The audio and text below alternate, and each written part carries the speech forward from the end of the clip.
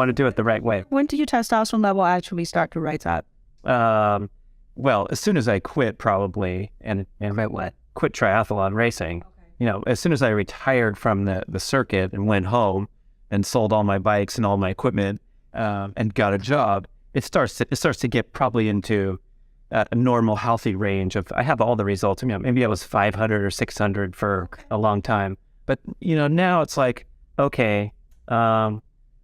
There's no more babies crying in the house. I don't have to commute like crazy. My stress level is, more appropriate. So now it's like, let me figure out everything I can do to optimize my health, which is, hand in hand with male hormone status. And maybe the entry into this conversation is like, there's a really cool scoreboard that we can use, and you don't have to pay a lot of money for expensive tests. And this would be the spare tire scoreboard.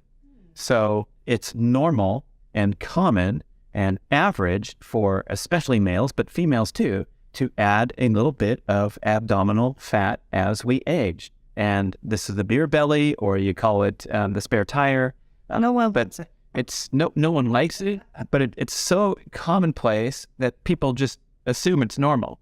And so when you start to accumulate this visceral fat around the midsection and around the organs, it's different, as you know, than regular subcutaneous fat that we store all over, and we shouldn't have that much of that either. But this is a special health concern because the visceral fat is classified technically as an organ because it has the capability of secreting these inflammatory cytokines into the bloodstream. So just like your thyroid secretes something into your bloodstream or your adrenal glands, this visceral fat is inflaming you in a chronic manner. So we talk about chronic inflammation. A lot of experts say this is the root cause of all disease, and evidenced by overly stressful lifestyle or driven by an overly stressful lifestyle. So when you overproduce the stress hormones, you fail to balance your stress factors, and you lose fitness, lose all these attributes, you start to get a little bit of a spare tire. And here's the bad part, is when you start to get a little spare tire and start secreting these inflammatory chemicals into the bloodstream, it causes you to get a bigger spare tire. You will convert testosterone into estrogen in the presence of these inflammatory chemicals, as evidenced by the spare tire. So even people that are rubbing on the cream or taking an injection once in a while, if they're not healthy to start with, this is where my big sales pitch is. It's like, do the best you can. It's like the knee surgery people. They say, get in shape, and then we're going to replace your knee, right? They say, lose 20 pounds. Right. I talked to someone, they said, I couldn't get the knee replacement until I lost 40 pounds. It's really painful now, and I'm trying to get ready for surgery. Pretty good doctor to say that, like, dude, I'm not going to put a nice new knee in there, and you're going to squish it. Okay. You want to optimize the best you can before you ever consider. Right. So that this aromatization concept is where, especially if you get a huge outside dose of testosterone that your body's not, naturally producing, you'll convert into estrogen if you're an unhealthy, inflamed, overly stressed person. And if you're not taking testosterone, but you're just building up this little spare tire, the deal is we have to get healthy first before we can benefit from these lifestyle changes and goals that we have. Dr. Tommy Wood, one of the leading ancestral health physicians, he says in regard to weight loss, no one should think about losing excess body fat until they get supremely healthy first.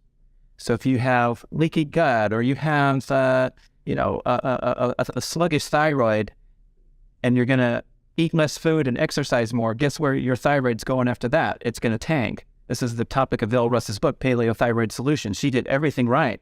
She was doing hot yoga. She was swimming laps. She was hiking 2.5 hours on the weekend. She was cutting back on her carbs and getting worse and worse and worse because you're not healthy to begin with, and now you're putting more stress on the body that you can't handle because you're not healthy to begin with. So how do we get healthy first? Sleep, rest, recovery, downtime would probably be the first category to talk about. We could throw a fancy graphic on. Ba-boom. Sleep, rest, recovery, downtime. Because if you're not in stress-rest balance, your workouts aren't going to work for you. Your dietary changes, where most people are cutting back on calories or cutting on carbs or trying a keto thing. I talk to so many people where they're stressed out, they're unhappy with their body composition, And so they go into the crash diet mode and add more stress to the equation. So if we could maybe take the first step of like, get more sleep. And some people that I've done private coaching with, here's my regimen. I work out every morning. Monday, Wednesday, Friday, I do spinning. Tuesday, Thursday, I do boot camp. I eat this, I do this, and I do that. And I say, okay, how about we'll take like 4 or 5 of those hours that you're putting into exercise and just sleep an hour extra every night. That would be the first intervention, is to get that sleep as top priority. And everybody knows this. We know about it. We pay lip service to it. But if you're not well when you wake up with energy at rest, the exercise is not really going to matter. And then it's also going to be really hard to like adhere to a dietary change when you're not manufacturing energy smoothly yourself. You're going to be reaching for Ben and Jerry's pint because your energy is dropping, because you're inflamed and all these things are,